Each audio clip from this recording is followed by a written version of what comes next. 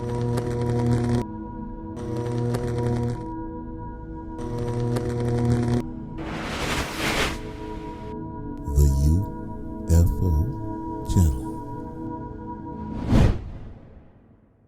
ancient farming technique that uses far less water than traditional agriculture is getting new attention around the country, especially in the drought-stricken West.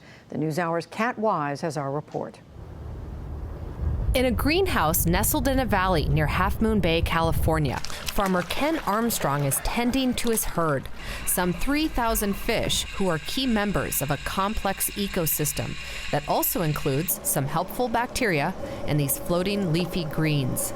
There's not a speck of soil to be seen here at Ouroboros Farms, where Armstrong and his colleagues are growing produce with an agricultural system called Aquaponics.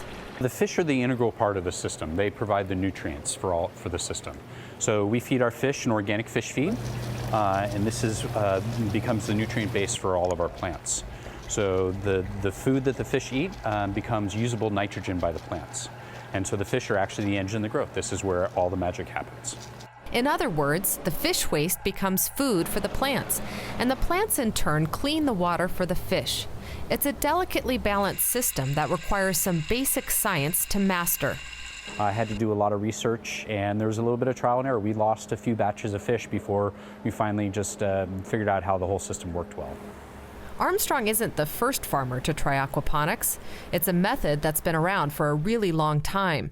It's believed the Aztecs and ancient cultures in parts of Asia fertilized their crops with wild fish. Today, aquaponics is being used in a number of countries, from Myanmar to Peru to Germany, even on rooftops in Gaza. In the U.S., a small number of backyard hobbyists have been tinkering with the system for years. But until recently, it hasn't been tried on a large-scale commercial basis. Now, the team at Ouroboros Farms and a handful of other operations around the country are giving it a go. This is like a conveyor belt of produce. Jessica Patton's official title on the farm is Plant Whisperer.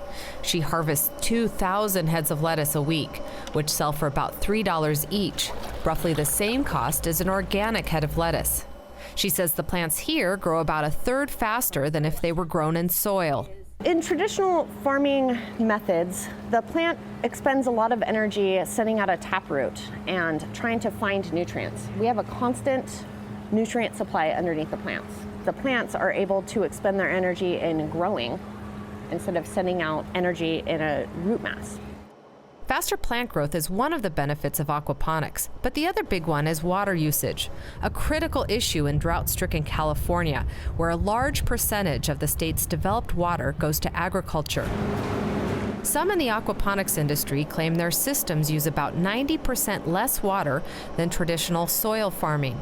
There's almost no evaporation in these systems. The only usage of water comes through transpiration, what the plants actually utilize. Comparing to soil agriculture, plants can only take up water through the tips of their roots, so you need to soak the top layer of soil in order for the water to get down to where the plant can actually use it. So that top layer of topsoil, all that water just evaporates. The 60,000 gallons of water at Ouroboros have been circulating for a year. Weekly top-offs are needed, but the overall water savings for each plant grown is significant. For example, Armstrong says a mature head of lettuce in his operation uses about a gallon of water over the 6-week growth cycle, far less than most lettuces grown in soil. That is amazing. But for all its benefits, aquaponics does have its limitations. It doesn't make sense economically to grow certain staple foods like wheat and corn, given the infrastructure of the system. And a big drawback is cost. Armstrong, who is independently wealthy, spent $250,000 to build the system. In March, after 3 years in operation, he finally began to make a profit. But he thinks it'll be another 3 years before he'll make his money back. We are a long way off from aquaponics taking the place of traditional agriculture. Fred Conti from the University of California at Davis, one of the country's top agricultural schools, studies aquaponics. He says the drought has piqued interest in the technique, but it remains a very small, niche way to grow produce. Scaling up that system is the difficult part. Once you get beyond about an acre of production, then it moves out from the family type operation. You're hiring more and more people and costs go up.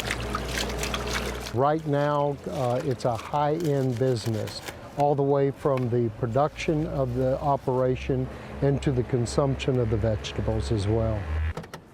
A high-end business with a Tesla delivery vehicle. Armstrong hand delivers most of the farm's weekly orders to a small number of upscale Bay Area restaurants. Hey, Chris. Hey, Ken. One of his top customers is Christopher Aquino, executive chef of Viognier Restaurant in the city of San Mateo. Oh, these are awesome. Yeah, the smaller the better. Yeah, that's the size we want. Okay. Aquino says the superior quality of the leafy greens he gets from Ouroboros farms is only one reason he buys from them. The reason why we've gone with Ken is because his water usage is significantly less than most other farms. I had to be conscious about my water usage, and not so much of how much water is going down in my drains, how much water are my farmers using. Armstrong says that now that his farm is up and running, he intends to spread knowledge about aquaponics around the country. I honestly believe that this is the future of farming. You can do them anywhere. You can do them indoors, outdoors, in warehouses, on rooftops, empty alleyways, empty parking lots. So all this space that's being underutilized in urban areas could be transformed easily into an aquaponic system, and then you're providing really clean, healthy produce for the local community. Later this summer, Ouroboros Farms will host a 4-day workshop for those interested in starting commercial aquaponics operations. Several hundred are expected to attend. For the PBS NewsHour, I'm Kat Wise in Half Moon Bay, California.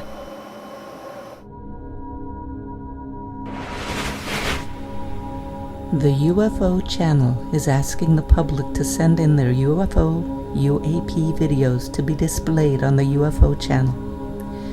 With your contribution, you will be helping us bring full disclosure from the government about the alien presence on Earth. Don't forget to write a comment, and don't forget to push the like and subscribe buttons for the UFO channel.